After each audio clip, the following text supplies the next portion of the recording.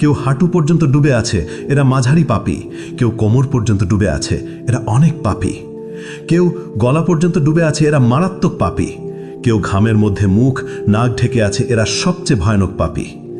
তারা ঘেমে ডুবে যাচ্ছে কিন্তু মরতে পারছে না, কারণ মৃত্যু আর নেই। এই শাস্তির মধ্যেই সময় অতিবাহিত হচ্ছে, বছরের পর বছর কেটে যাচ্ছে, তবুও তারা দাঁড়িয়ে।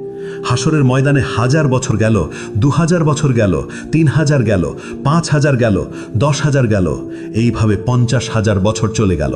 তবুও তারা অপেক্ষায়।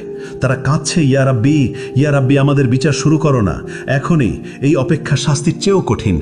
আমাদেরকে জাহান্নামে নিক্ষেপ করো, কিন্তু তবুও এই অপেক্ষা শেষ করো। আমরা আর পারছি না। কিন্তু আল্লাহ, যিনি ন্যায় বিচারক, তাদেরকে অপেক্ষায় রাখলেন। কারণ দুনিয়ায় তারা তার আদেশকে অপেক্ষায় রেখেছিল। তারা সালাত বিলম্বিত করেছিল, তারা তওবা পিছিয়ে দিয়েছিল। আর আজ তারাই অপেক্ষায়। এমন সময় জাহান্নামের আগমন।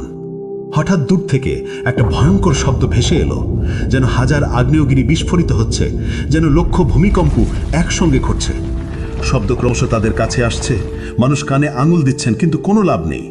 শব্দ তাদের হাড় কাঁপিয়ে দিচ্ছে, অস্থিমজ্জায় ঢুকে যাচ্ছে। তারপর দূর থেকে দেখা দিল জাহান্নাম, ভয়ঙ্কর জাহান্নাম। 70,000 শৃঙ্খল দিয়ে বাঁধা, প্রত্যেক শৃঙ্খলে 70,000 ফেরেশতা টেনে আনছে। জাহান্নাম যেন জীবন্ত দানব, রাগান্বিত, ক্ষুধার্ত আর বুনো। মানুষকে দেখে সে আরও দ্রুত ছুটতে চায়। শৃঙ্খল টেনে ধরে আছে ফেরেশতারা অত্যন্ত কষ্টে। জাহান্নাম গর্জে উঠছে। সে মানুষকে কেড়ে খেতে চায়। যখন হাসরের মাঠের দিকে আসে, তার ক্রোধ আর ধরে রাখা যায় না। হঠাৎ ভেতর থেকে বের হলো এক বিশাল অগ্নিপিণ্ড। একটি মোটো পাহাড়ের মতো আকারের জ্বলন্ত দাউ দাউ করা আগুন বিদ্যুতের গতিতে হাসরের মাঠের দিকে ছুটে এলো। কয়েক সেকেন্ডের মধ্যে মানুষের কাছে পৌঁছে গেল সেই আগুন। দেখে মানুষ পাগল হয়ে গেল। তারা দৌড়াতে লাগলো, কিন্তু কোথায়? সেই জায়গা তো নেই যেদিকে দৌড়াচ্ছে আগুন, ওখানেই। যেদিকে তাকাচ্ছে আগুন, সেখানেই। তারা লুকিয়ে যাবার জায়গা খুঁজছেন, নিজেদের মাটিতে ছুঁড়ে ফেলছেন, কিন্তু আগুন থেমে নেই, এগিয়ে আসছেই অবিরত। মাত্র কয়েক সেকেন্ড বাকি। এর মধ্যে এটি পুড়িয়ে ফেলবে সমগ্র হাসরের ময়দান। কোটি কোটি মানুষ ছাই হয়ে যাবে। কিন্তু সেই শেষ মুহূর্তে আসমান থেকে নূরের ঝলক নিয়ে আসবেন জিব্রাইল আলাইহিস সালাম। তার হাতে একটি ছোট পাত্র, ভেতরে স্বচ্ছ এক তরল পানি। তিনি সেই তরল ঢেলে দিলেন সেই বিশাল অগ্নিখণ্ডের উপর। সঙ্গে সঙ্গে উঠল ঘন ভাস্প। আগুনে তাৎক্ষণিক নিভে গেল। ফলে বরফ শীতল এক পাথরে পরিণত হলো। কোটি কোটি মানুষ একই মুহূর্তে গভীর শ্বাস নিল, যেন তারা বেঁচে গেল। কিন্তু এটিও শেষ রক্ষা ছিল না। মানুষ অবাক হয়ে জিজ্ঞেস করল, ওটা কি তরল পানি ছিল? কিভাবে এত ভীতিকর আগুন নিভে গেল? তখন জিব্রাইল আলাইহিস সালাম বললেন, ওটা ছিল তোমাদের চোখের জল। যে চোখের জল তোমরা ফেলেছিলে দুনিয়ায়, রাতের বেলায় সালাতে কাঁদতে কাঁদতে, আল্লাহর ভয়ে, তার ভালোবাসায়, নিজের গুনাহের অনুশোচনায়, কোরআন পড়তে গিয়ে, আজান শুনতে গিয়ে, মায়ের বাবার জন্য দোয়া করতে গিয়ে। এটা সেই পবিত্র অশ্রু। এগুলোই এই আগুন নিভিয়েছে, তোমাদেরকে রক্ষা করেছে, কিন্তু তা কেবল অল্প সময়ের জন্য।